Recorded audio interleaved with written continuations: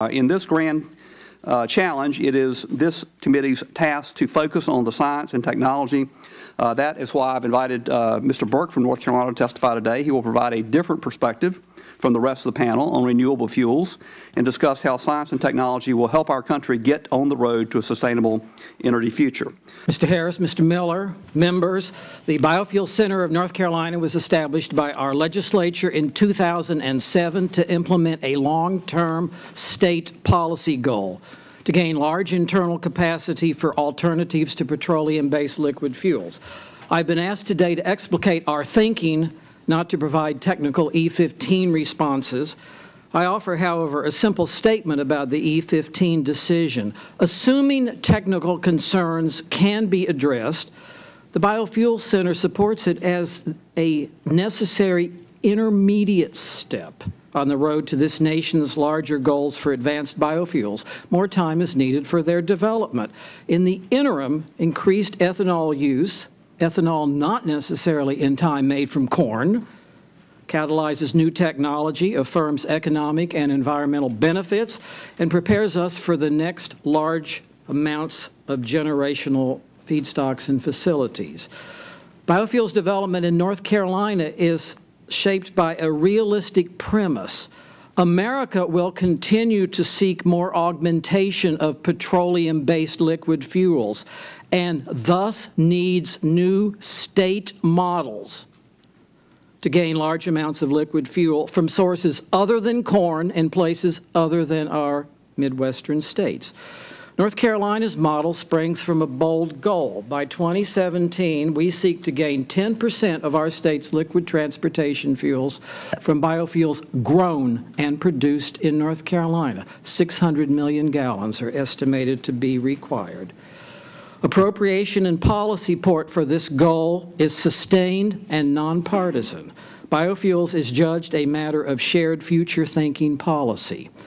How does a state create the disciplined framework required for a complicated long-term new sector? The question is important, for states should assume increasing leadership in bringing biofuels to our national landscape.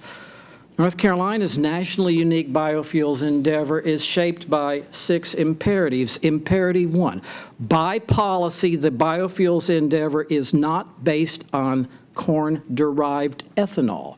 Judged unusual when laid out in 2007, the decision has proven smart. North Carolina does not efficiently produce corn, and our large animal sectors must not be disadvantaged. As such, other crop and tree-based feedstocks must be developed.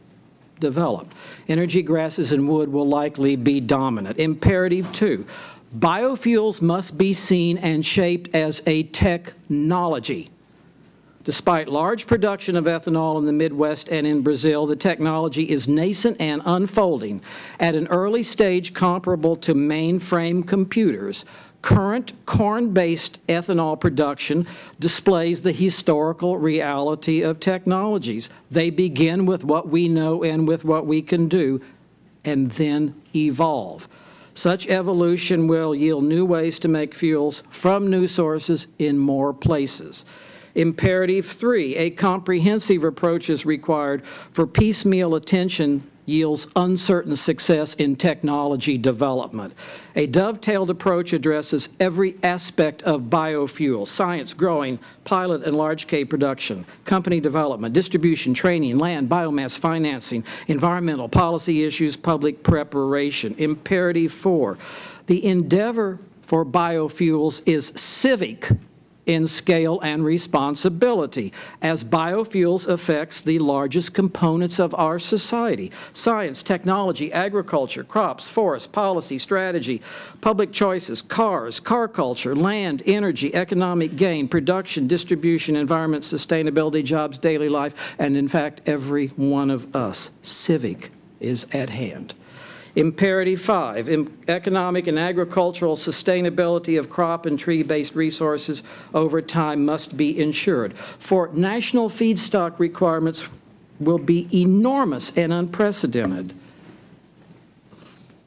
Imperative 6, Innovative, targeted projects are required. 3 representative examples are underway in North Carolina's biofuels endeavor. 1, North Carolina's Biofuels Campus.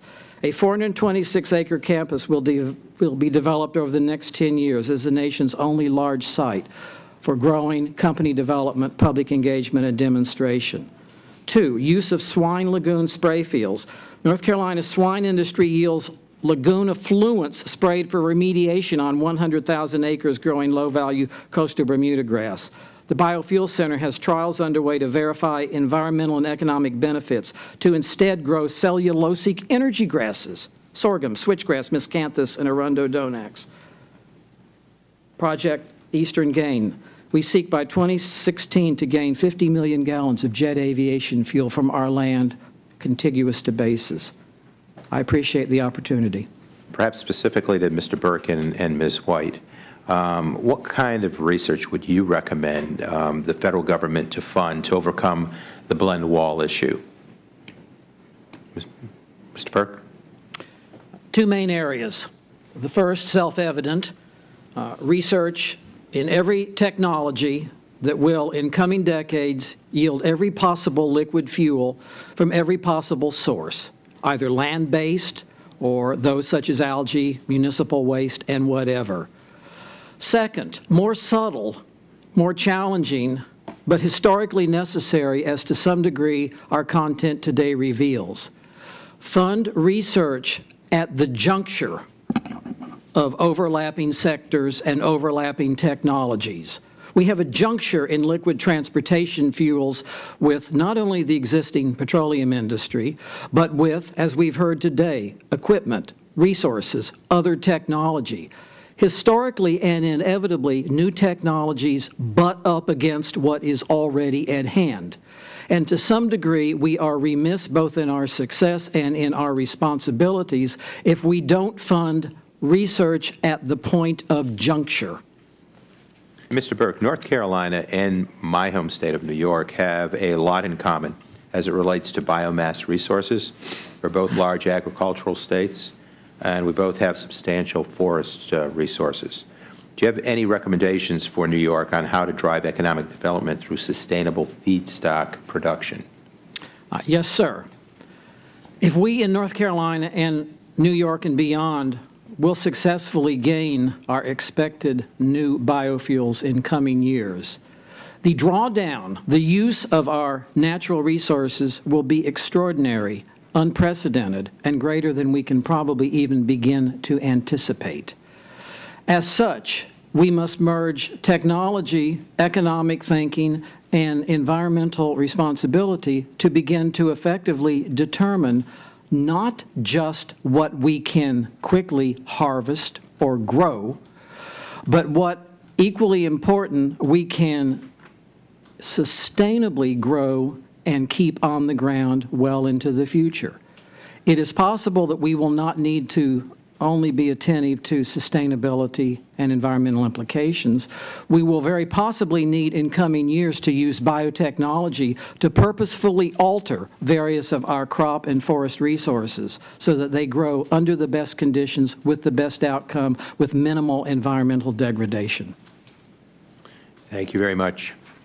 I wouldn't want my disaffection with ethanol to be extrapolated into believing that I'm not a supporter of alternative fuels. Mr. Burke, I was led to believe from some of your observations that you may be one of the exceptions that I referred to when I tell audiences that the innocence and ignorance in our country on energy matters is astounding. And with a few exceptions, we have truly representative government. I think you may be one of those exceptions. I gather that you are familiar with the IEA. I think I will thank you for that, Dr. Bartlett. I meant so. I meant yes, it so, sir. sir. Thank you, sir. Okay. Okay. You're familiar with the IEA projections of future oil production? Yes, sir. Okay. Do you believe that we're going to be getting 2/3 of all the oil that we pump just about 20 years from now from fields from which we're getting nothing now?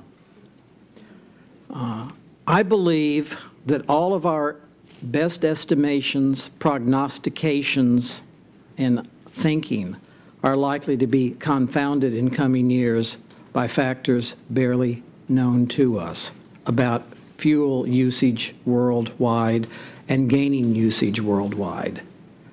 In the light of such mercurial unknown changes in the future, we in North Carolina have determined that it is simply smart policy to grant that we need as much as possible of every kind of liquid fuel.